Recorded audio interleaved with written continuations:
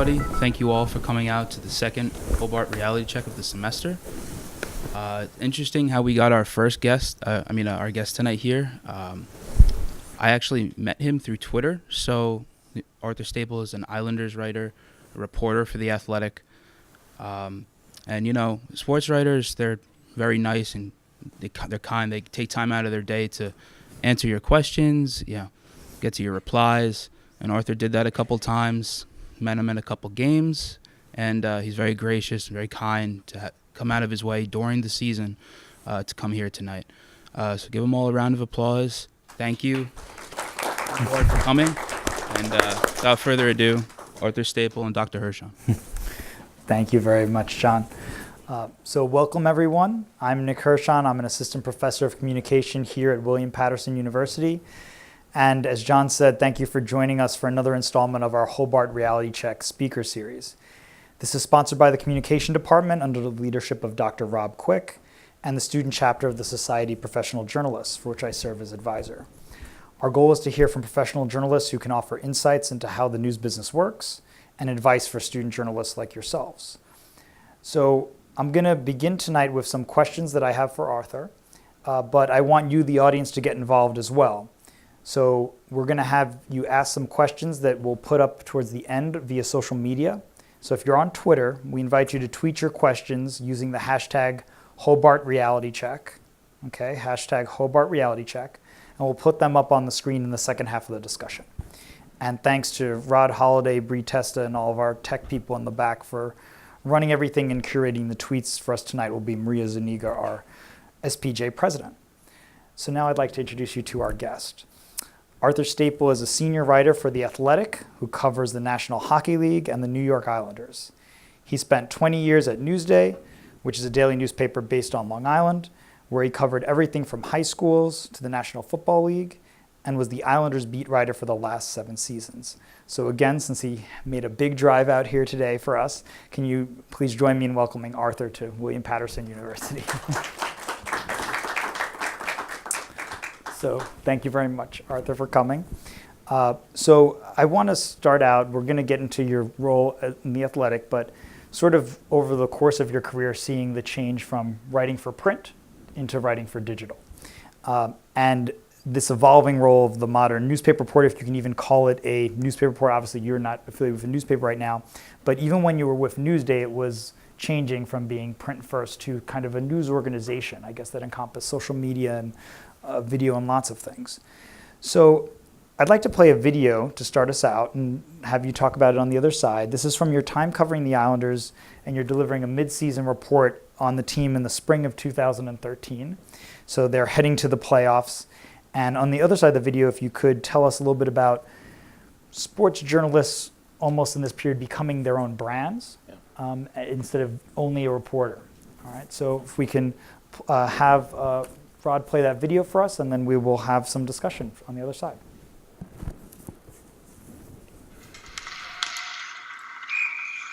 I think they're in a much better position at the halfway mark, obviously, than they've been in the last 5 years. They usually are down to, 8 or 10 points out of the playoff spot when it's an 82-game season. They've got the benefit of the shortened season. They picked up some wins against some teams that are up at the top, so they know that they can compete with anybody in the Eastern Conference. It's really just about the consistency, and hopefully that's something that they can get solved going into the second half. Maybe if they've got some games here against their divisional opponents this week and next week, chance for them to really move up and show that they belong in this Eastern Conference race, and that they've proved that they are a good enough team to be in it. It's just a matter of putting it together for 60 minutes every night, and if they can do that, I think they're a bona fide playoff team. Their defense is, it's been a work in progress, adding the guys they picked up off waivers. Radek Martinek, a guy who was here a long time, had an injury-prone career with the Islanders, came back, as a guy who has just lived on Long Island and was available. Their big 3 guys, Andrew McDonald, Travis Hamonic, and Mark Streit, have had their struggles, especially McDonald and Hamonic. A lot of bad bounces for those 2 guys, but they've persevered. They're important guys. They're both going to be here a long time, and they're really the most important defensive pair. And Mark Streit has run a very good power play. The power play is 4th in the league. John Tavares, there's nothing not to like about his game. He's a bona fide superstar in the NHL right now. The fact that he's still able to produce, 3rd in the league in goals, top 10 in points when he's the marked man every night. There's nobody even close to his talent level on this team. So opposing teams are always looking to shut him down, and he still finds a way to score goals, big goals, really. It's a good thing to have your best player be your hardest worker. And I think that's the one thing, not everybody's going to have John Tavares' skill level, but they can certainly have his work ethic. And I think when he's out there, he played a couple games when he had the flu this week. He was really dehydrated. His strength was really low, and he still managed to play. He scored a big goal the other night to cinch the win against the Canadians. Certainly it's going to rub off on some people, and that's a good effect as well. So I know that was a bit of a long video, but I thought it's useful for a lot of our students who may not be familiar with your work or not familiar with hockey, sports in general, to get a sense of what you do. But again, that question about becoming a brand, traditional journalism education teaches us to be neutral and kind of be away from the camera. It's not about us, it's about the people who we're covering. So how have you kind of developed your brand through these sorts of videos? Well, when you work for a big newspaper like Newsday, I always felt like you do what you're told. And that was when I started out. I was covering high schools and colleges, small colleges like here, out on Long Island and in the city. Moved up to do the Rangers, which was kind of the next step, and it wasn't something that I asked for. It was just, they say, okay, now you're going to do this, and bounced around a little bit, did some NFL, covered the Giants, and when it came time to do the Islanders, to go back to hockey, it was a situation of, newspaper staffs are shrinking, and you kind of don't really have a lot of choice. When I started out, the goal was to become a columnist and not have to do all the traveling and the grunt work, but that a beat writer does.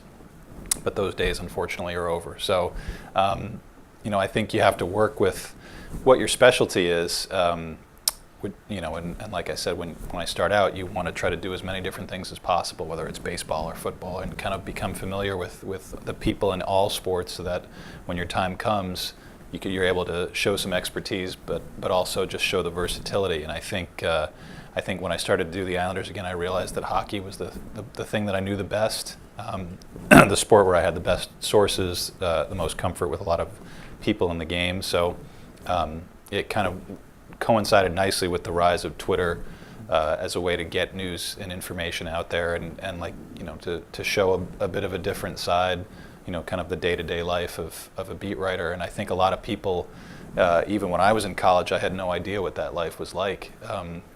You could talk to people who did it, and that was really the only way, or you could do it yourself. That was the only way to learn.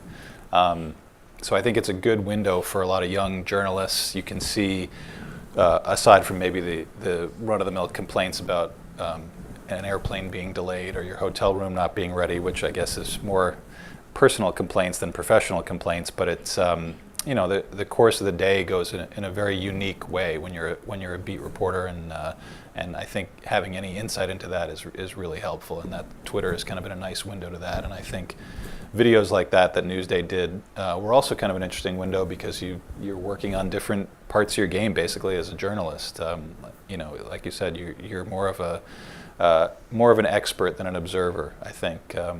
And I've discovered over the years, whether it's doing segments on Sirius Radio or any other radio stations, and when you cover hockey, you become a big celebrity in Canada, whether you want to or not, because they care sometimes more about the team that you cover down here than the people down here. So the media in Canada is very geared towards hockey coverage, obviously. That's where the sport is the biggest. And so you end up juggling some radio opportunities, some TV opportunities, and it's something that I never thought about when I started out. You could go a few different ways when you're starting out: print, digital, broadcast, and now it's kind of all one. And so I think it's important to have a little bit of expertise in all those areas. So since we're speaking to a college audience, you were talking about your own college education. When you were in school, were you learning broadcast skills at all, or were you purely print driven?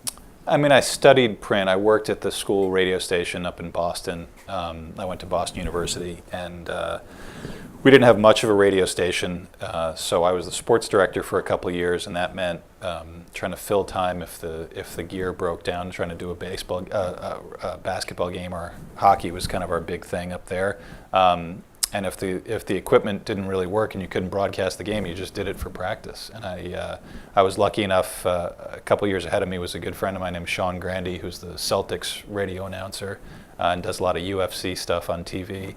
So he was a great mentor to have, to do some of the, to practice some of those play-by-play skills that I didn't end up really using that much, but it was still a fun thing to do. And I got a job at the Boston Herald answering phones for, my first paid newspaper gig, and it was, I'd written a little bit for the school paper, but I found that making money was a much more enjoyable endeavor when I was in college. So I did that, and it really opened my eyes again. Like I said, it can be such a foreign world, the world of professional journalism, especially at a newspaper or any sort of daily product like that. So it was a really good experience, aside from the money, which was great.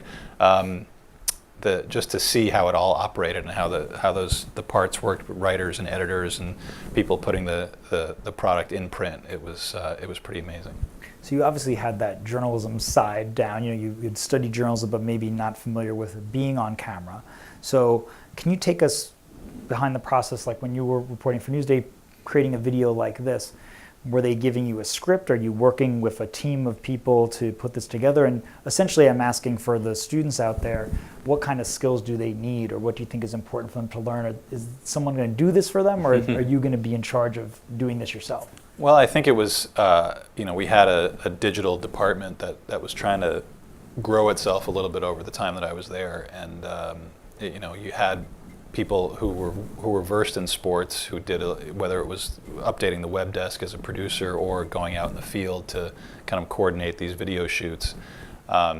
So they encouraged us to do it, but there really wasn't a whole lot of guidance beyond that. There wasn't an interviewer. It was just kind of talk to the camera, and that can be a little unnerving. It certainly was for me. I think that was one of the first ones I did, and I was just kind of, I think they cut a lot out because it was a little raw. But over time, I think you discover, and it certainly is that way now. I working for The Athletic, which is a growing digital company, but also doesn't have the infrastructure that an old media place would.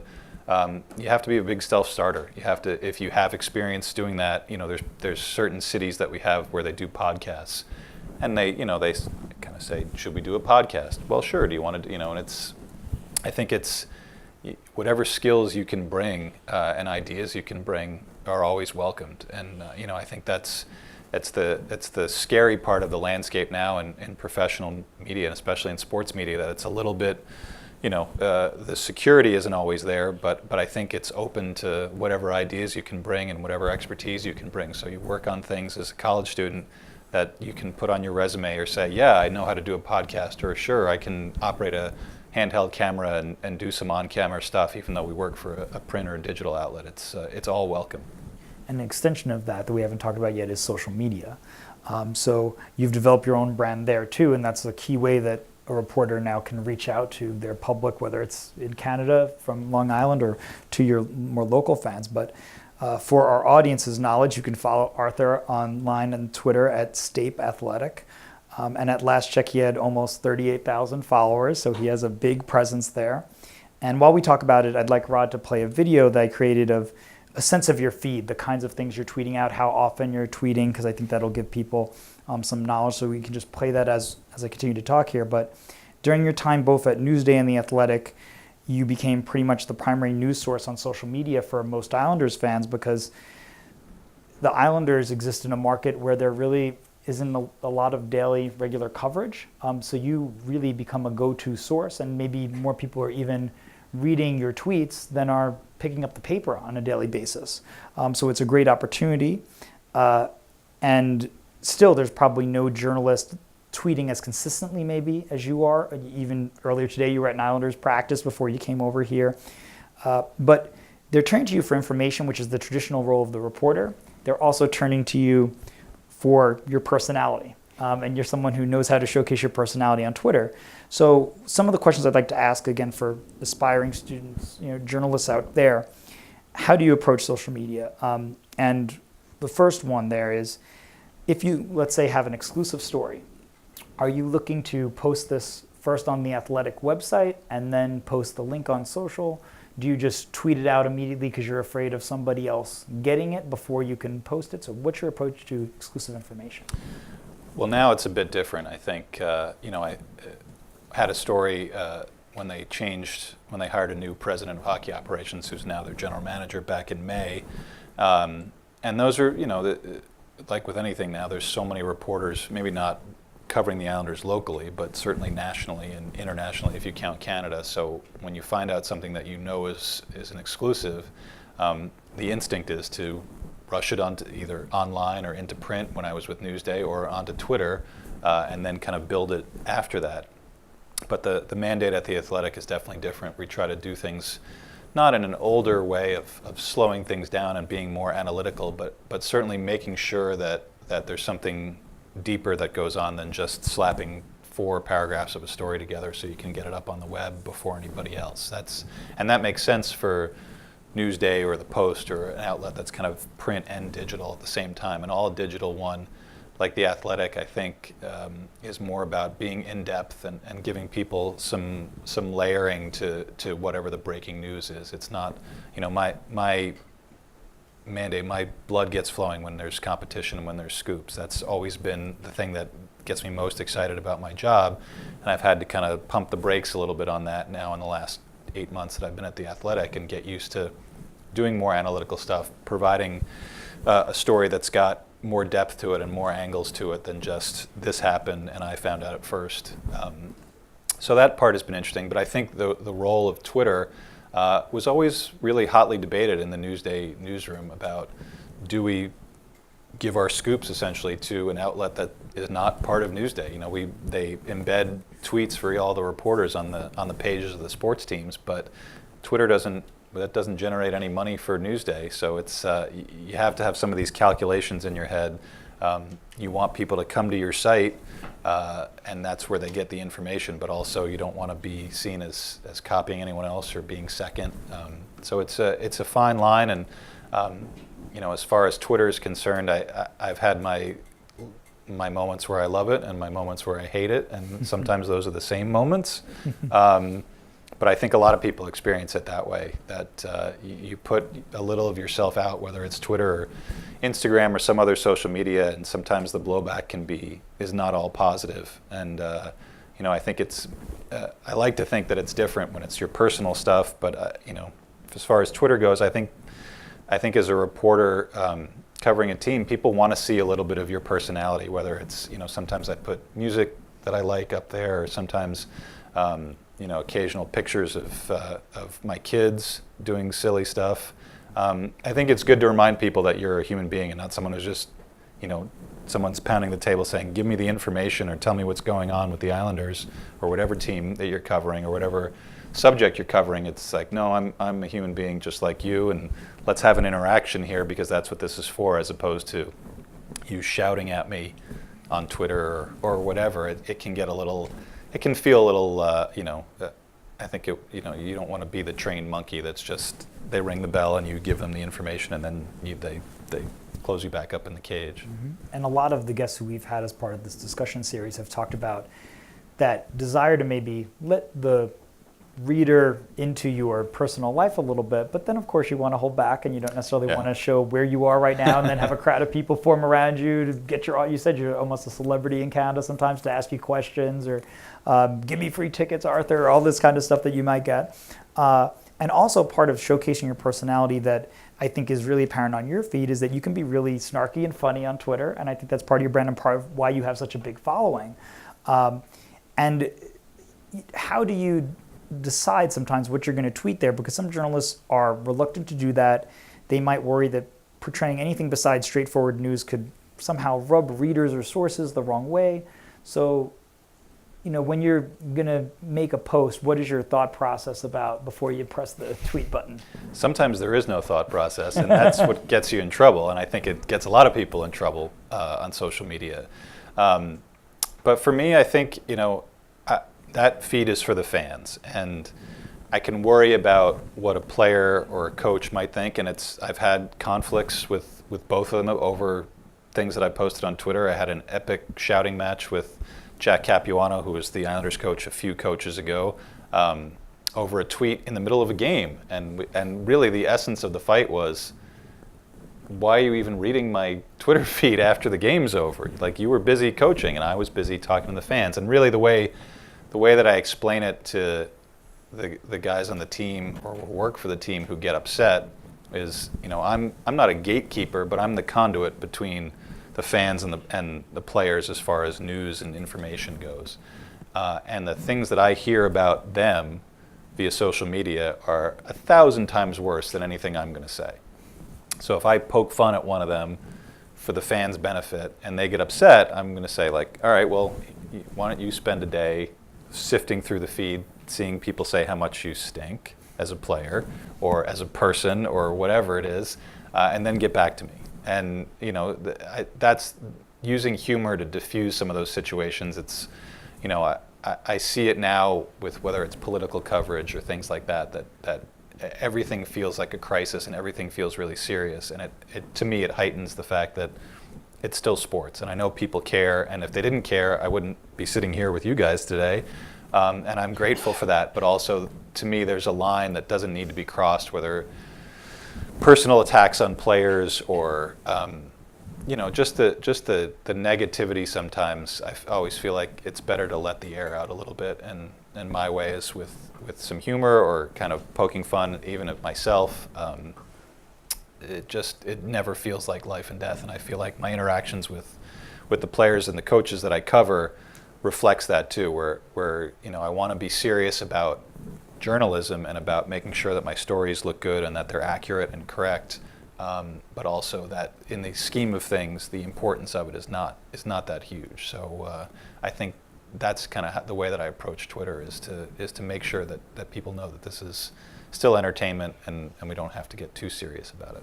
And how about those interactions with the fans on Twitter? Because as you say, sometimes they can forget that you're a human being too, with emotions and feelings.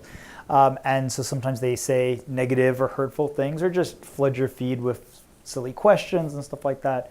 So how have you tried to do that? Because they are your audience, you know, it's something Sure. that you need to consider, but also it's always dangerous, and sometimes they tell reporters, don't check the comments on your articles. You'll see it's a lot of comments that just are going to make you want to never look again or interact with readers again. So how do you do that? Because you do interact sometimes with fans or quote tweet or reply to them. Sure. So how do you make those judgment calls? You know, I've been doing it long enough, and really my time, like I said, on the Islanders beat has kind of coincided with Twitter being a mainstream media source. I think you can kind of figure out who's interested in a conversation and who's just wants to yell and scream and call you names or call other people names, and you know, sometimes it's hard to tell, but I think in general, my attitude when I worked at Newsday was everybody's welcome.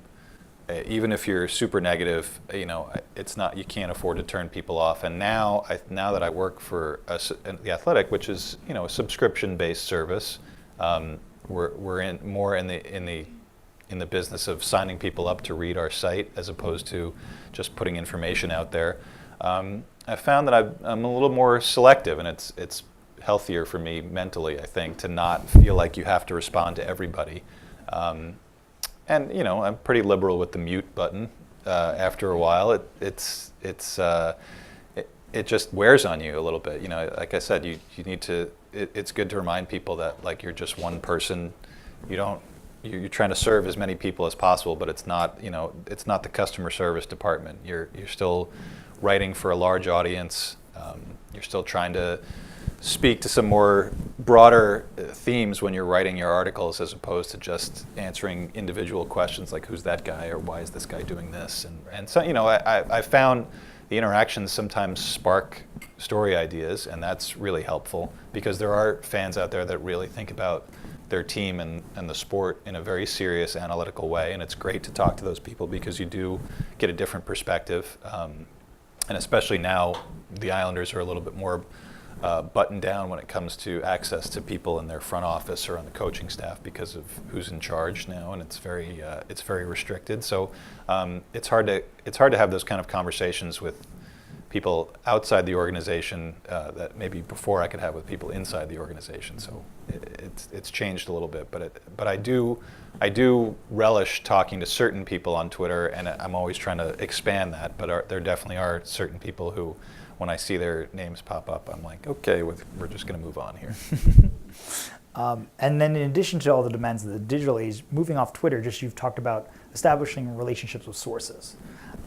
So when we were talking about your visit, you've mentioned Jack Capuano, the Islanders coach, but his successor, Doug Waite, as coach, and sometimes the contentious interactions that you might have with him. So we have a photo that we can put up of Doug Waite right here, the former Islanders coach. So can you tell us about your relationship with him and how, in general, you try to build relationships? Because on a beat like the sports beat, you can't just have a hostile relationship with someone who has access to so much information. In other areas, if you're a crime reporter, one source on the street tells you to go away, it's not a big deal. But if it's the coach of the team or the star player, and then that starts filtering throughout the locker room, you're in trouble. So how did you try to work around those kinds of issues? You know, the way that I've always tried to approach it, and that's with every sport that I've covered, is you know, there's certainly people that get into journalism, sports journalism, who feel like the loud opinions that are very prevalent now is the way to go. And I can tell you that that's really the worst possible way to approach the job, because like you said, you have to rely on these people for information. You're going to see them every day if you're the one person covering that team. So you have to weigh the criticism, the feeling that you have, much like a fan that you get outraged on a daily basis that the team is not doing well, with making sure that you're explaining yourself to the players or the coaches. If you have a viewpoint that they disagree with, you give them an opportunity to sound off on that and really try to generate a discussion. I think the respect factor goes up an awful lot when you don't have to be overly nice or overly negative, but I think if you go in more neutral and just say, let's hear what you have to say, here's what I have to say, I'm going to write this, it goes a long way. And Doug was a very emotional guy as a player. He was an emotional guy as a coach. There's a couple of video clips out there where he's clearly wasn't happy with questions that I asked after games, and that's tough because they weren't successful last year, and he ended up getting fired. And I've covered plenty of less than successful teams over my years, and the challenge really is to make sure you're not just saying these guys stink every day, which a lot of fans would love you to do, and it's another byproduct of the modern age of reporting, is that if you don't say what a certain group of fans want you to say, which somehow they want you to validate their feelings in a lot of ways with your reporting, and that's just not something that you do, and you get called a fraud or a shill, or you're protecting people, and it can wear on you, that respect. And then you get from the other side, when you're covering a team that's not very good, get a lot of unhappy players and coaches because this is their job and they're not doing it well and they're frustrated. So it's always better to me to listen, keep your ears open when you're in a locker room, to listen to people, what they're saying, observe. I always wanted, when I was in college, there be some sort of behavioral science class to go along with reporting, because it's a big part of it, especially if you're with the same people every day. You have to learn what their tendencies are. If there's who to talk to after a win versus who to talk to after a loss. There's some people, as there are in life, there's some people that just are better equipped to handle negativity than positivity, and you find those people after a loss, and they can be more candid. And really, the biggest thing is just being around and showing that you're interested in this job. It's weird to call professional athletes your colleagues when you're a reporter, but that's essentially what this is. Those are the people you see more often than your actual colleagues, whether you work at a newspaper or digital outlet. These are the people you see every day that you have to deal with every day. So to me, to go in with I'm going to blow this place wide open and talk about how bad they are, how dysfunctional this place is, you just can't last very long doing that. Yeah, and just since you bring that up, the relationship you also have with your true colleagues, other beat reporters, because as you say, it's unlike a lot of other ways that reporters interact. Usually your main interaction is with your editors and your colleagues in your own newsroom. But when you're traveling so much, you're with the players a lot, and you're also with the beat reporters who are your competitors, but they also become your seatmates on the plane and the people you're having dinner and lunch with. And so how do you handle those kinds of relationships where it's competitive, but you also want to be collegial? I think it's the same way that I try to handle, thinking about the job, and it's not life and death when you're dealing with fans or whoever.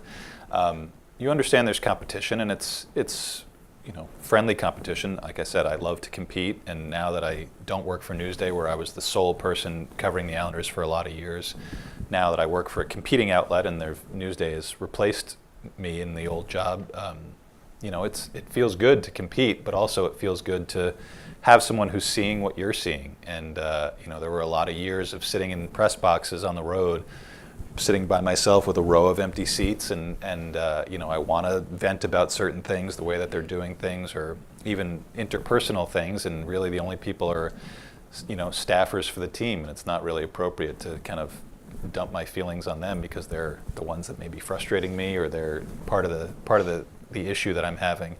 So that part is good, to have someone there that is experiencing what you're experiencing. And the competitive part of it, I think, you put that aside when the night's over. I think there's you can always vent about people to work-related stuff, and even someone at a competing outlet, you understand that when the day's over, you can share certain things that this person didn't say this, or this. Maybe you don't go as deep as saying like, well, my best source didn't give me this. But it can be a good atmosphere just to have another person or another few people around that do what you do. There's just not that many people out there who are traveling beat reporters, especially in hockey. So it's you're kind of part of a small club that it feels good to share your experiences with. Well, and sometimes I guess that also can lead to better reporting and more exclusives because you are consistently with the team, a way a lot of reporters aren't. So you're tuned into what's happening. And I want to talk about some of your exclusives because you've broken a lot of big stories over the past few years on the Islanders beat. One of the biggest came this past spring. The Islanders had missed the playoffs in 8 of the past 12 seasons under their general manager at the time, Garth Snow. And fans were chanting, "Snow must go" at games. And then in May, the Islanders made probably the biggest hiring decision maybe in their history, certainly in my time as a fan of the team, where they brought on a new president of hockey operations, Lou Lamoriello, who's known here in New Jersey for leading the Devils to 3 Stanley Cups in 95, 2000, 2003. So you broke this story of the Islanders getting Lamoriello, and we can put that story up and scan through it a little bit there from The Athletic. So can you break down how you got this story before anyone else did, and in general, how you're developing the kinds of sources that lead to these kinds of exclusive, have someone to really trust you to report the story first the right way? Like a lot of stories like this, it was pretty much complete luck at first, that you're just having a conversation. I was talking to a source of mine who's an agent, and as it happens, he's one of the several agents that John Tavares has at the agency that represents him. So obviously, John Tavares, the guy that we mentioned in that video, first off, was the Islanders' star player and captain. He played out his contract at the end of last season and ended up signing with a different team this past summer. But before that decision came on July 1st, there was a lot of speculation about what he would do. So as it happened, I developed a good source over my years covering hockey of one of his agents.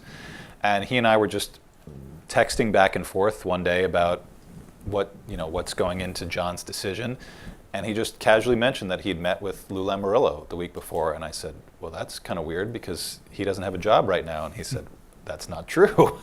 And it's just one of those like, I hadn't even thought of that. There had been some speculation that the Islanders were interested in hiring Lou Lamoriello, but if you're not, when the off season comes and you can be at home and with your family, you kind of, sometimes those things fall by the wayside a little bit. And I just happened to be texting with him one day, and that was what his response was. And then I went to a couple of other sources of mine who work for teams around the league that aren't the Islanders, and they had heard similar things. And I went to someone with the Islanders that I trust implicitly, to not spread it around, and he didn't get back to me. And sometimes no response is a response, and so that's kind of how that came together. And then I had a second source that was kind of close to the situation, but not in the Islanders organization, say, yeah, it's happening. And so that was kind of the confirmation I needed to go ahead with it and prepared and instead of rushing to Twitter and saying breaking news in all caps, this is happening, it was kind of the first time with The Athletic that it was a different way of doing things. And talking to my editor, I put a whole story together, the one that you just saw back there, and then we just kind of pushed the button and hit send, and went out there and became a big story, and then a few hours later the Islanders confirmed it. So there's the time from with every story that you have that's just yours, from the time it goes out to the time somebody else officially confirms it is a bit of a nervous time, because things could change or you could be wrong, and I've had that happen a few times in my career, and it's a terrible feeling. But when you're able to do that and have it rock solid and put it out there, and then it's officially confirmed, it's a nice feeling. I can't lie. It's a really nice thing to happen, and it validates all the work that you put in and all the time that you spend making relationships, because that when you write, even for a digital outlet, and you don't get out to a lot of games, or you're doing a lot of hot take writing, what's lost is the relationship part, and that's how you get stories like that. So when you're being evaluated at work, journalists now complain often they're evaluated by clicks on their articles. And obviously at Newsday that would have been part of it, but it was still predominantly known for being a newspaper. Now you're at a site where really the only way they can evaluate whether people are reading you is clicks. So how much do your bosses care about the quality of your journalism and just that you broke a story versus it got a lot of attention? Because sometimes that can also lead down a rabbit hole of just doing stories that are going to get easy clicks, clickbait, but they're not really substantive. Yeah. It's an interesting debate at The Athletic, because the numbers, you're really dealing with a subscriber base, and I think, we've got a pretty decent one going right now. I believe it's over 150,000. So you kind of strip away the people that are just kind of diving in, as would at Newsday, just to see a story or click through a couple paragraphs. So it's measured in percentages of that giant subscriber base, and I think they have to understand that hockey is not as popular as certain other sports. We've got a pretty good roster of hockey writers, and our hockey coverage, I think, is something that we're known for, even in just the first couple of years of existence. But it is an interesting, they measure subscribers who sign up through your stories. There's a lot of metrics that goes into it, and it's a very new thing for me. I mean, I used to see the numbers at Newsday of people who clicked on a certain story, and the Islanders, were kind of an exclusive to us because no one else really bothered to cover them. So the numbers were always really good, and I never really knew, was it me or is it the team? Right. And usually after a while I stopped caring, because you just want the numbers to be good. And here it's more of a challenge. You can see certain kinds of stories that do draw people in. Everything that I wrote about Tavares in the last year did huge numbers, because there were fans of other teams that thought they had a shot to get him that were interested in reading about what was going on with him. There's certain other players that draw that kind of interest that are not just Islanders specific. And then there's times you write a story that you think is really insightful and deep, and it doesn't get a lot of clicks, and you're like, all right, well, I gotta go back to doing what works. I think the important part, wherever you are, is if you feel like something's not up to your usual standards, even if it gets a lot of clicks, you're not going to feel great about it. You don't want to trick yourself into thinking, because you've written something that gets a lot of attention for whatever reason, that's exactly the way you want to do it. There should always be a standard of, it's your own standard, it's your publication standard of doing something that's thorough and accurate and something you feel proud of. And at my place now, we get the time. We don't have to write every day like I would have during the season with Newsday. So you can fill in the gaps maybe that you couldn't fill in writing, 500 words or 600 words every day. Right. Well, and you've now mentioned a few times the kind of elephant in the room for Islanders fans, which is John Tavares. For those people in the audience who don't know, one of the biggest stories, certainly for the Islanders and maybe in all of hockey or even all in sports this summer, was the free agency of the Islanders' star player, John Tavares. He became the face of the team since he was selected as the first overall pick in the 2009 NHL draft. Was a 5-time All-Star, one of the league's top goal scorers. And for a few years, there was speculation that he might leave when he became a free agent. But there was a lot of talk about him being loyal to the team, too, and he had made some public statements that indicated that he might stay. But they had made the playoffs only 3 times in his career, never sniffed a championship during that period. So when he ultimately decided to leave and sign with the Toronto Maple Leafs in July, fans were really devastated about this news and angry. And in your story in The Athletic, you called this quote as big a gut punch as this organization has had in a while. And I want to play this video because you made an appearance on NHL Tonight after the John Tavares news broke on July 1st, and then talk on the other side about the interactions you have, again, between reporters and fans in moments like this.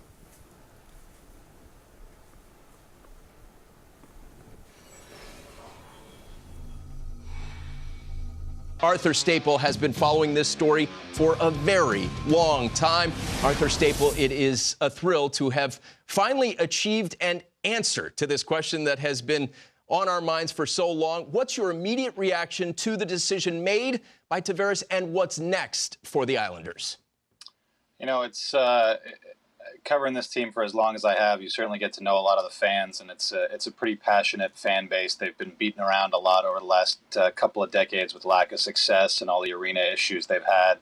So I definitely feel for them. You know, this is watching the biggest star that they've had in this organization in a long, long time walk away and talk about how he wanted to go to his childhood home and what a dream it's been. It's probably a hard day for a lot of Islanders fans. It's a hard day for the Islanders organization. They've done a lot to cater to John Tavares over the last couple of years and over his decade there. And, the way that it went this week, I'm sure it didn't hamstring Lou Lamoriello from doing what he wanted to do today, but it certainly didn't help very much. So it's a tough day all around, I think, in Islanders country.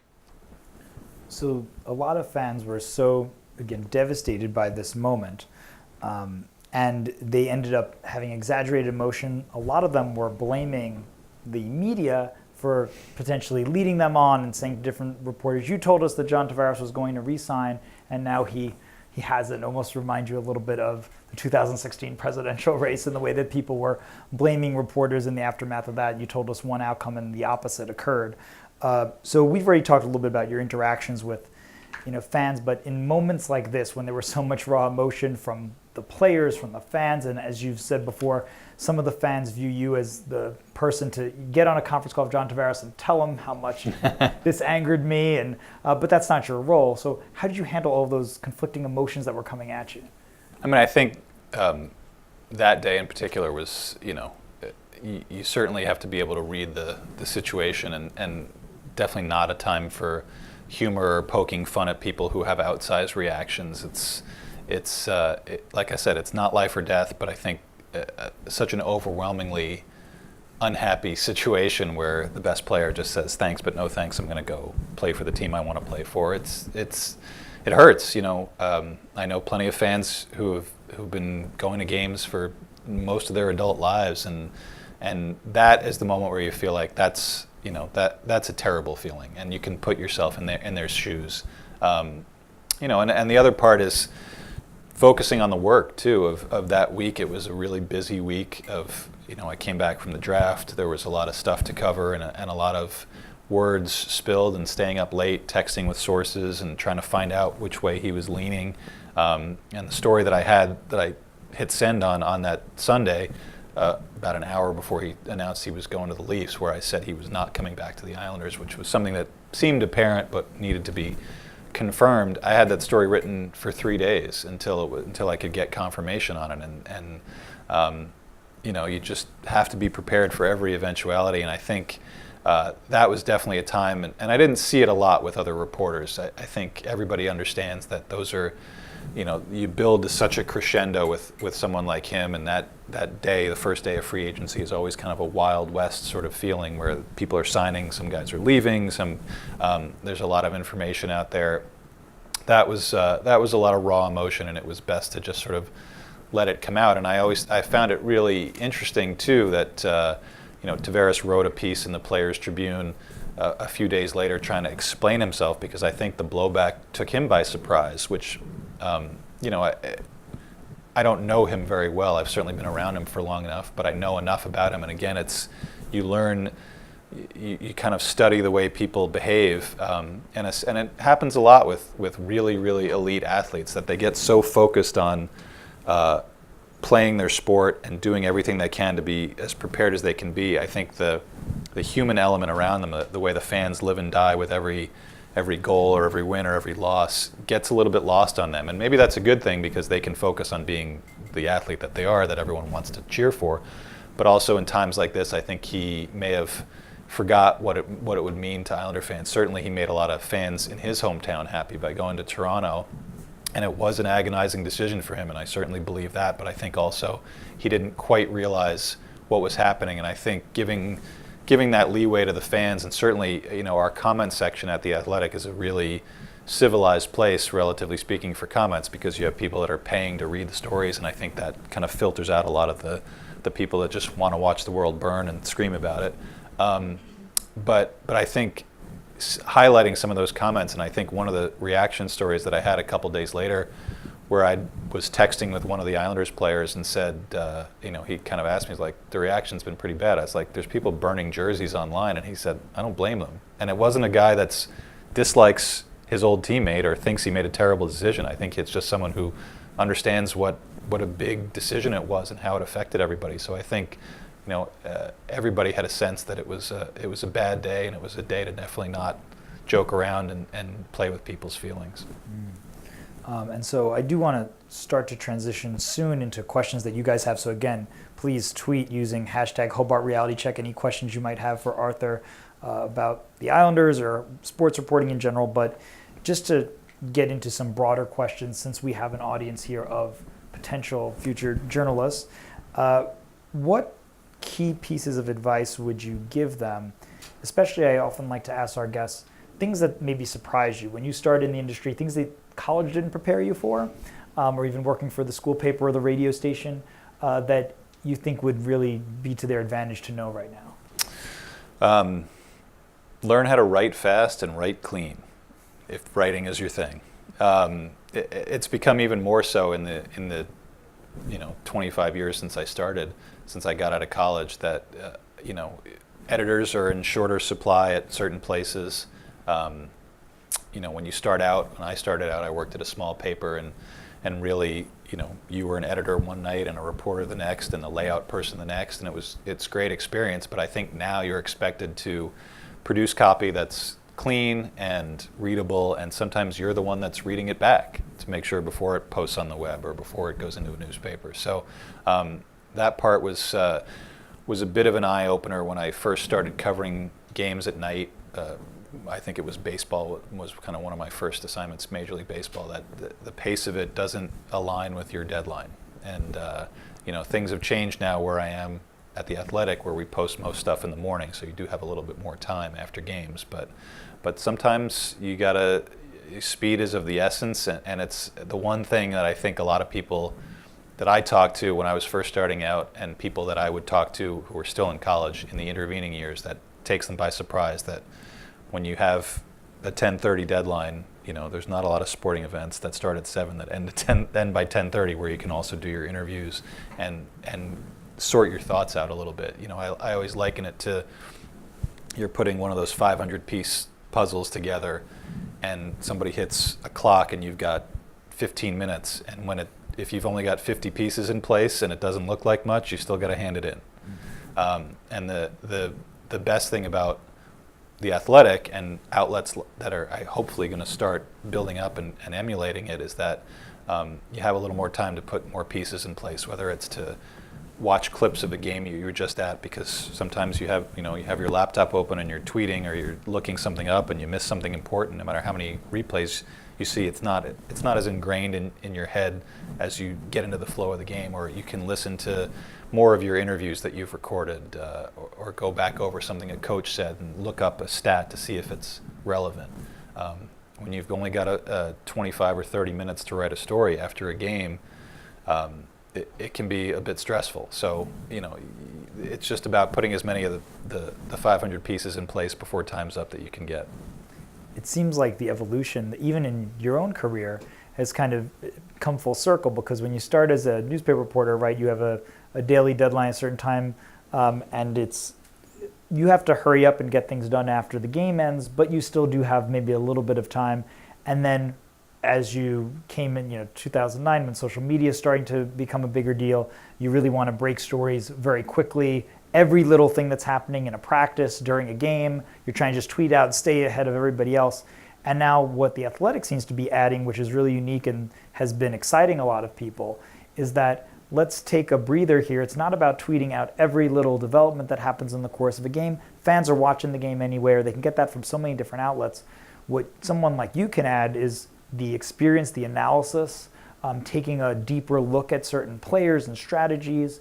And so what kind of excites you about being at a place like The Athletic at this period? I mean, that is a big part of it, and it's really something that I've always tried to do. And when you have 500 words, sometimes that seems like a lot when you've got 20 minutes to fill it, but when you've got all day to fill it, it's way too little if you feel like you want to put a story together that has a lot of coherence. So we have a little bit more space to work with, and the thing that I try to do in lieu of making sure you have it first is put one or two things in there that you know no one else is going to have.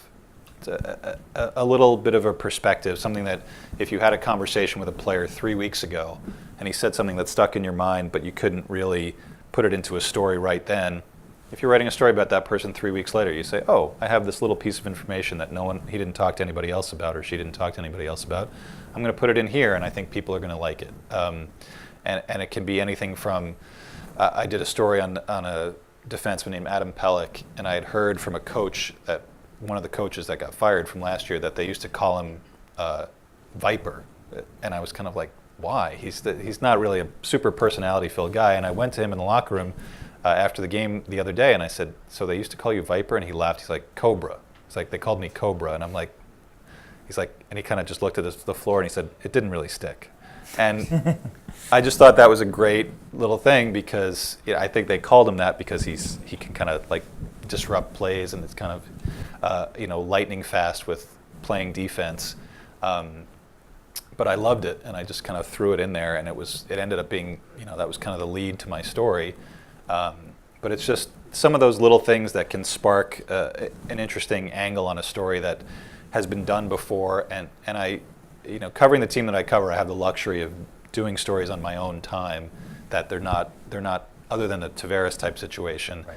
They're not stories that are being over-covered. You're not covering the Giants, or you're not covering Yankees, Red Sox like last night, where everybody is fishing with the same pole, and you're kind of using, taking the same tidbits and trying to make a story out of them.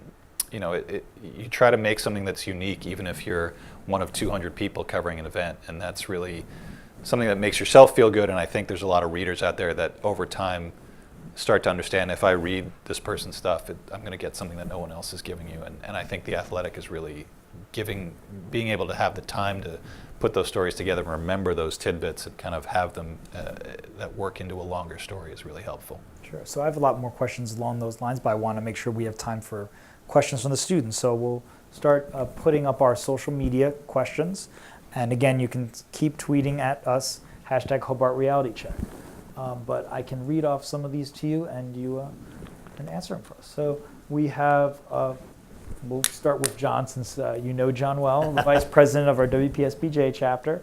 And he asks you, what is one of your favorite articles you ever wrote? One that you knew was solid and made you feel proud to be a sports journalist?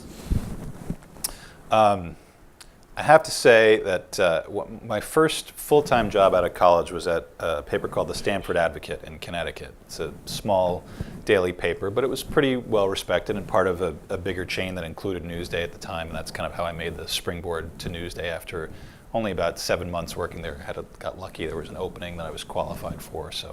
But in my time there, that was my first taste of community sports journalism, and the understanding that I had big dreams of covering pro sports all the time, and that's, I think a lot of people have that, but working there and doing a specific story on two guys that played at Iona College who are from Stamford, and going to, one of the players was raised by his grandmother in the projects in Stamford, and I went to his grandmother's apartment, and just hearing her talk about what she'd sacrificed to allow him to go to a private school because he was a good basketball player, to get a scholarship, and that made such an impact on me, because it wasn't my upbringing, it wasn't my experience covering, even answering phones in college. You have those, like I said, you have those aspirations of covering the Super Bowl or the World Series or the Stanley Cup Finals and being part of big events, but I realized then, and the response that I got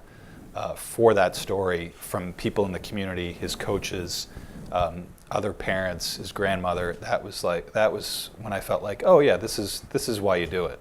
It was just really a really rewarding experience, and the kind of thing that makes you want to not just do more of it, but do it right. You're answering to people who, this is their lives, and they're not famous, and they're not making millions of dollars, and you're going into their homes and asking a lot of them to open themselves up to you for a story. So it was one of those moments where I felt like, oh yeah, this feels good, and I want to keep doing it, and I want to make sure I do it right. Yeah, it's a nice story because we, of course, would think, well, you've interacted with so many world-famous athletes, but it goes back to community reporting, which is so important because that's probably where a lot of our students here will start out, right, is working on covering, and you've done high school, college reporting, and a lot of them are obviously covering like the William Patterson teams here. And those can make a much bigger impact sometimes in the community on local level. That's sometimes a non-competitive environment, so you're the only one who is the gatekeeper of that information getting out there. So it's nice that you still remember those stories from at the start of your career. Okay, we have Joel Roman asks, what is your most memorable good or bad interview you've had of a player or a coach? Oh boy. Too many to name. Yeah, there's been some good ones. I'm trying to think on a consistent basis, I would have to say good and not so much bad, although his reputation is someone that's bad. John Tortorella, who was the coach of the Rangers for many years and is now the coach in Columbus in the NHL, is a volatile guy as an interview, as a person, but I always had a great relationship with him, and I found he was one of those subjects or interviewees that if you don't show up prepared, if you just kind of do could you talk about this? He won't answer. He won't give you anything. You need to come to the table with something, and I have the utmost respect for people who do that, because you can just give the bland answer and not really think about what people are asking you, but he always does, and he's always honest, and even if it's, he gets into fights with reporters sometimes, he calls them out. It seems disrespectful, but I think it comes from a place of he wants to give you an answer. He's thinking about your question, and if it's a stupid question, he'll say, "Gee, that's a stupid question." And I don't think you should mind that. I think it can be a little embarrassing, but it keeps you on your game. Sometimes in game 58 of an 82 game season, and you're tired, or you didn't get good sleep that night before, you weren't really prepared, and somebody, it's a bit of cold water in the face, and I think it's a good thing, because you're not always going to get that from your editors or your bosses who certainly understand that you're not always going to have your A game every day, but if someone is a subject or someone that you have to be around every day is going to say, I'm not going to deal with you unless you're going to be at the top of your game and be prepared, that's okay to me. I think you should be. How do you prevent people from giving the cliche sports answers? Because I was thinking about that. At least Tortorella is known for being somewhat thoughtful sometimes, if he doesn't just dismiss you, but at least he's challenging you to ask a better question. But we hear the same kind of cliche answers. We gave our all tonight, or it just didn't go our way. So how do you get around some of that? I think you want to be specific. If you're talking about certain instances in a game, you can go up to a guy that was involved in one of those plays and say, look, you don't have to say what happened on this play. I always feel like that's kind of they just played a game, they're dripping sweat, they're trying to get out of there and go home and see their family. It's not always the ideal situation to rehab. Oh, that's right, he did. Oh yeah, he, as he pointed out, John Tavares did win a Stanley Cup with the Lightning before he came to the Rangers.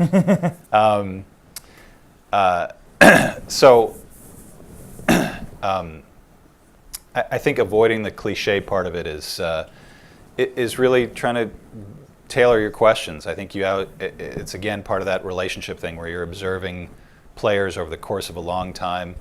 You know their tendencies. Maybe like I said, you know who to approach after a win versus after a loss. You know who might give you something more if they do something in a game versus, I'm always reminded early in my career when I would cover Yankees games, Paul O'Neill was incredibly difficult to deal with after wins. After losses, he was great. He could break down why they lost, what happened. But after wins, he'd be like, "Yeah, we won. Don't bother me," even if he did something great. And I think it's just you just have to put that in your memory bank and say, "Okay, this is a guy who is not going to give me a lot after a win, but after a loss, he's going to want to talk about why they lost." And for the Islanders, that guy for me was Franz Nielsen for a long time, a guy who was always incredibly honest in his self-assessment and with his assessment of the team. But after a win, found it hard to kind of pick things out that made them successful in the game. So I think if you observe and take kind of make mental notes about who's going to be helpful in this situation, who's not going to be helpful in this situation, it can kind of help you along in your day-to-day reporting. Sure. Okay. Let's see what other people have to say. So, Megan asks, have you reluctantly posted a story because a team was consistently losing? Do you end up profiling a player to supplement your beat? I mean, I think I've covered a lot of consistently losing teams in my time. So, I think there comes a time during the season when the stories about like, oh, if we just get on a little winning streak here, we'll be right back in it. Those start to lose their flavor a little bit because you're doing the math in your head like nobody's come back from being 10 games out at this time or being 20 points out of the playoffs. So you have to start to think about what to do that's compelling, not just to your audience, but to you, to keep your mind fresh about covering the team. Whether that's a player profile, and it may not be a player profile about a guy who's wildly successful, maybe somebody who's get called up for the first time who has an interesting backstory, or someone who's at the end of their career and you can kind of see the finish line even if they can't see it, and that can be a little awkward in your questioning if you say to someone like, "Hey, is this going to be it for you?" And they kind of I've had that happen where they say like, "Why? Have you heard of something?" and then you have to kind of backtrack a little bit. But I think again, if you have a good enough relationship with someone, you can be honest with them. And it's happened. I can think of certain players after certain games. Cal Clutterbuck, who's a guy on the Islanders now, who's kind of run the gamut in my time covering the Islanders, of a guy who was very prickly to deal with initially, and then softened up, and then we had a bit of a tete-a-tete over a tweet, ironically.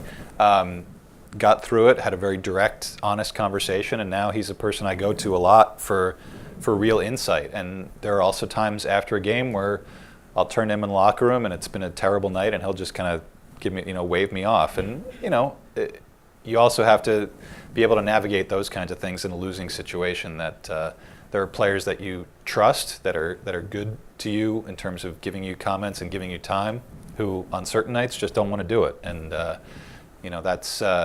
that takes some navigating too, and you have to avoid being frustrated, even if that's someone you desperately want to talk about on a certain night. So I don't think I've shied away from writing critical things about a losing team. I think if you do it in the right way, as opposed to, like I said earlier, just not doing this team stinks and I won't stand for it, because you're not a fan really when you're there. You don't have to be completely objective, but you can't just live in, you can't be in that wild emotional swing of living and dying with every pitch or every shot. You have to try to keep some perspective and keep your criticism to a level of where you're giving more analysis and backing it up with numbers and comments, as opposed to just saying this team is terrible, why bother paying attention to them? Right. Megan's question also reminded me of when you're on a daily sports beat and you have to come up with sidebar stories, in addition to your game story, but you have some sort of supplemental story on the side about, it can be a profile of a player, some sort of a strategy piece, but sometimes if you're covering a long season, you kind of run out of ideas, I guess, at times, where there just isn't a lot going on. And as you said, sometimes you've been covering teams that aren't doing so well. So the interest is maybe waning on the players' part and the fans' part, and sometimes even the reporters. So how do you go about looking for those kinds of stories? I mean, that's probably not something you're doing too much with The Athletic now, but there still will be times, I'm sure, when the Islanders aren't doing so hot, and then you've got to come up with some sort of a story to please your editors. You can't just say, I'm not going to write for the next few months. So how do you try to find those angles on stories? Yeah, I mean, I think for Newsday, the space is set ahead of time for the game, so it can be a story and then a notebook, or a story and a sidebar, and there's no changing that. Even as badly as you want it to be changed some nights where you don't have any extra information. And I think what you do is you use your experience and your wisdom of how you know who's doing what, and look back through your notes if you have some, and look back through previous games, and even look back through the stories that you've published in the previous couple of weeks if you don't have complete recall of them, and say, oh, this happened on this night and I didn't really address it. Let's address it today. And you can ask, most coaches are fine with asking questions that aren't relevant right to that exact moment. Hockey in particular, I think they're not quite so overwhelmed with minutiae every day that they want to just focus on what's to come. I mean, some of them certainly do that, and then you have to come up with something. But I think the resources you have on the internet, not taking other people's information, but just looking up analytics maybe, or certain stats that catch your eye. I do spend probably one day out of every 10 when I'm on the beat during the season, just combing over hockey analytics sites for numbers that stand out to me. Because you're not really compiling them in your head other than the main stats, goals and assists. But today's hockey fan is really smart, just like today's baseball fan is really smart. They're looking at these same sites because it's available to everybody, and they might want to see, well, why are this guy's on the ice? Why are they generating so many more goals than the goals that they're giving up when the team's not winning? And it's interesting to me, and I think where I work now, we have the resources, not just staff. We have a lot of hockey writers who specialize, whether it's in analytics or video breakdown, or national reporters who can talk to other people that know someone on your team. It's kind of all hands on deck, and really at Newsday I was kind of a one-man band, and had to learn a lot about analytics, something that I didn't know a thing about before I really started covering hockey, or even back in the old days when no one really cared about those kinds of things. And it's fascinating to me to see what numbers are relevant to wins and losses, and it requires a lot of asking around of people that you're not necessarily used to talking to, people who develop these sites.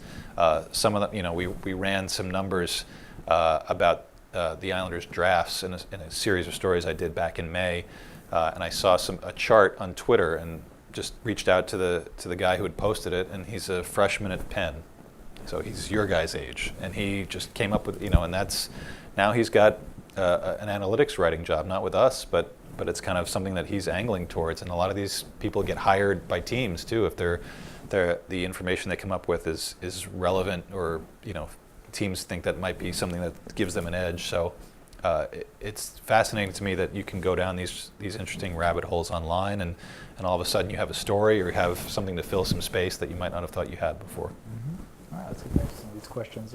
Robert asks, is there any sports that you wish you could cover, like motorsports? It's very different to stick to ball sports. But you have covered a pretty wide expanse of sports, right? We've been talking a lot about hockey because that's what you've been doing for so long, you're doing now, but is there a dream sport that you want to cover? No, I was always a team sport guy growing up. I liked playing baseball, but when I first covered baseball is just an agonizingly long day. If you're a reporter, you get there 3 hours before it starts. It takes a long time. The players don't produce themselves in the locker room for interviews in a very prompt manner afterwards. Sometimes you get champagne dumped on you, like if you were covering Yankees Red Sox and you're in the Red Sox clubhouse last night. It moves at a different pace, and that never really interested me. But when I covered high schools and colleges, you definitely get into field hockey. Lacrosse is a big sport now that I didn't do a lot of coverage of, but certainly has a lot of interest. I wrote about crew, the one New York City public high school that had a crew program. So I think that stuff is just, like I've said earlier, you do as many different things as you can do to kind of broaden your experience, because if it might comes up 20 years later, you say, oh, I know about that. I can cover that, and it's always, you always want to have your level of curiosity up as often as you can. Right, you never know if having experience covering a certain sport makes you eligible for a job. Yeah, that comes up. Sure. So we have our president, Maria Zuniga of the SBJ chapter, saying, what is your favorite sports comeback of all time, and how well do you think it was covered? Well, as as a diehard Red Sox fan, I have to say when they came back on the Yankees in 2004, and I was not covering any of it, but it was certainly enjoyable to watch. And it's, the baseball coverage in New York is amazing to me. There's people that are friends of mine that are not friends of mine. People like Joel Sherman at the New York Post, Dave Lennon, my old colleague at Newsday, that have covered baseball not only just for a long time, but do it so well and adapt to the changing environment so well that you can. I think of some of the columnists, the Mike Lupicas of the world, when I first started out, who do things, but they do things in a very consistent style, and that appeals to a lot of people. But people like Joel and people like Dave who can really do things like dig into numbers or dig into personalities. You have to be, even if you just cover the same sport for 20 years or the same team for 20 years, you still have to be adaptable and diversify what you're taking in, what you're putting out there, because your audience never really stays the same. So that was a fascinating series to me, and it was fun to watch. And reading about it the next day, I took a lot of joy in the disappointment of all the Yankee fans in New York, but it was really covered well too. Well, it's kind of nice too that you've covered sports for so long, but you haven't become cynical about it, or you still have that pure interest in the game, and so obviously you're not a fan of these teams that you're covering, but you still understand the fans' passion for it. So Juliet Ruiz, who is the secretary of our SBJ chapter, what qualities do you think a journalist should possess? Like I said, curiosity. You always have to be willing to look at something and not just accept it and say, I wonder why that's happening. And I think that goes for sports, entertainment, politics, all of it. It's if you have that kind of the raised eyebrow at every piece of information that comes your way, and even if it doesn't amount to anything, you can at least file it away and say, okay, this curiosity or this questioning might lead me in a different direction. You never want to assume anything with anybody, and I think that's important. And like I said, being able to read personalities and be able to kind of figure out who is going to be helpful to what you're doing and who's not quite as helpful, or maybe someone who might be is not going to give you what you want, is also important. And that can be hard to do. There's people in our business who cover a different sport every day of the week, and it's hard to develop those relationships and develop that eye for someone who's going to be great or someone who's going to be a dud in terms of interviews. So that sort of ability to read a room and read people is really important, and and I think it goes for you're a crime reporter going into a crime victim's home. There's so many different areas you don't want to be blundering in and being kind of that stereotypical, old-timey reporter with the press hat who's just kind of being aggressive. I think so many different situations call for different attitudes that you just have to, like I said, keep your ears open and your eyes open, and generally not try to assume what's going on or think too far ahead, because you never know where it's going to lead. We have a question here from Greg, who is a graduate student in our master's program in professional communication here. So which year specifically were you on the beat for the Giants, and do you have any insight of what kind of a person Odell Beckam Jr. is? Sounds like this could be a long, interesting answer. Well, I covered them for 4 years, ending with their first Super Bowl win over the Patriots in 2008. So a little before Odell's time, but I do still know people around the team, and I think football is football and hockey to me are relatively similar. I think the personalities in the different sports are different. A guy like Odell might struggle a little bit in a hockey locker room, because hockey is a lot about conformity and following rules and being part of a team. And football is a lot of that way too. There's so many guys in a locker room. It's easy to have a personality and not be a nonconformist, I guess you could say. That it takes a lot of different guys and have that alchemy to make it all work and win a championship. But I think as far as Odell goes, I don't see a bad guy. I see someone who's is a modern superstar athlete, a guy who has a lot of opportunities for sponsorships and things like that are outside of football, and the football career is so short relative to the other ones, and so insecure in terms of not having a guaranteed contract or having your one big hit away from, having the rest of your life altered, really. That I think football players tend to look at, I need to get mine while I can, and it's not an attitude that's frowned upon that much. I think a lot of fans do, but I don't, I kind of, not that I discount that, but I just feel like, these guys hit each other so hard and they go at it so hard, and the average career is maybe a couple of years long. So to me, he's a guy who is trying to get his, and he's also a super talented guy. And I think the popping off in interviews is not something the Giants love. They're they try to keep a lot of stuff in-house, which is difficult to do in this day and age, but they do it pretty well. But I think that's when you have a superstar, that's the way the world works. It's you kind of dance to his beat as opposed to the other way around sometimes, and maybe that doesn't lead to a ton of success, but I think he's fun to watch, and I've heard he's a good guy to be around, and that's, I think, all you can ask. Sure. So we'll wrap it up with a few remaining questions here. We have Alex Evans, who is the WPSBJ treasurer.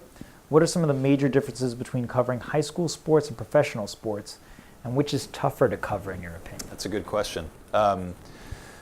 Like I said earlier, I think with high schools, you're dealing with on a very community level, coaches who are not high-paid coaches, athletes who are young, parents who are, everybody's regular folks, and at times that may lead you to not care about it as much because you want to be covering pro sports. But like I said earlier, I think you have to care more because you're not handed a sheet with stats that are official in a pro league like you are at a high school game. You got to keep your own stats. You want to make sure they're accurate because you're the only one who's sharing information about someone's son or daughter. And I think that gives you more of a responsibility to be careful. You can still be critical, and I think that's a real hard line to walk, and it was when I did it, and it still is from the people that I know that cover high school sports, is that, why are you criticizing my kid? Or the coach says, if you're going to be critical, don't come cover us. And that's a hard situation to be in, no matter who you work for, because you're probably the only one there, and if you're asking questions that they don't like, or you've written something before that might have been critical, and at times when I did it 20 years ago, it sparked some intense debates with coaches and with parents. And the best thing I think you can do is to explain yourself, is that if you want your son or daughter to get the attention when things are good, you have to be able to handle it when things aren't so good. And as long as nothing is personal, I think you're in the clear, as long as you feel like you feel like you're right. And I think with pro athletes, obviously they're a little bit more, they're not quite as sensitive to these things because they've been doing it for so long, but some of them still are. And like I've said, I've tweeted things in a jokey way that have upset star athletes. And, I had a coach threaten to kill me once, left it on my answering machine way back when. This is a high school or college? This was college. And it's not great. You don't love it, but the best way to deal with it is to be as direct as you would be if you were standing in front of someone's mom or dad and you got something wrong, or you felt like they weren't happy with you. You just you have to face up to it. That's part of being a sports writer is you have to sometimes hear it from your readers who are not happy with you, and you have to hear it from your subjects that are not happy with you. And sometimes it feels like, can somebody be happy with what I do? But really, if you do the job the right way, and like I said, you do the kind of complete story that you can feel good about, then you can defend it to anybody, even somebody who's personally invested in what you've written. So let's close out with this. We have Sierra, who hasn't gotten a question yet. How do you avoid cliches when writing? And we talked about the athletes themselves using cliches, but sports reporters are also very prone. And certainly my background being a daily news reporter, there were a lot of cliches, puns and leads and headlines all the time. And now on Twitter, sometimes it's a way to get attention. But how do you do it when you're writing a story? I think there's always a few rules that you pick up. I had a college professor who really loved, this was someone who had been an editor at the Herald, which is a tabloid paper up in Boston. And he said, always start small and quick. Get inside of a story first and then work your way out. Or if you can get away with a one sentence opening paragraph, that's something that's punchy and catchy and gives you a little bit of sense of what's to come. And I've always tried to hang on to that because I think, if you're covering a game, like I said, it's game 50 of an 82 game season, your eyes might glaze over at having to write another recap of it. So you do things that are that might amuse you, as long as they work grammatically and kind of in the course of the story, it's good. And then I think with other kinds of stories, you just to me, I always feel like if you're quoting somebody, said so-and-so or so-and-so said, you never say joked or no adjectives. You just try to be as direct as possible and as concise as possible. I think in the internet age, being concise is a quality that's kind of fallen by the wayside in journalism. And even when you write a long story, you can still be concise because you want to give as much information as you can. You want to tell a good story, but melding those two can be difficult sometimes, and you don't want to get too flowery and you don't want to get too bullet pointy. So I think the language that you use in a story should be as direct as possible. You want to underwrite it instead of overwrite it, and I think that's a way to avoid cliches, because cliches take up space and they don't really tell the reader anything. They're just kind of, I liken it to, having to fill space in a college paper, which I'm sure none of us here have done. But you just, when you're writing professionally,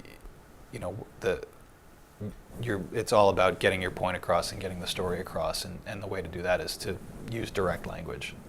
And as we close out, it's so obvious the amount of work that goes into being a sports reporter, and I'm sure that a lot of our students who maybe didn't know a lot of the ins and outs, I'm glad that you could come and tell us. And also just to reinforce how special it is that Arthur was willing to come out here today, because the Islander season is underway right now, so he has already probably experienced jet lag and been flying back and forth to games, and again driving today from their practice to get over here, and who knows what's next, what's breaking. So he took a lot of time out to do it, and has been so kind to John and I know other student journalists who, to have someone with your following pay attention and be willing to give advice is very meaningful. So just thank you for being a mentor to John and to all of these students who have reached out to you. And thank you again. If we could just all give Arthur a round of applause for coming out here today. Thank you.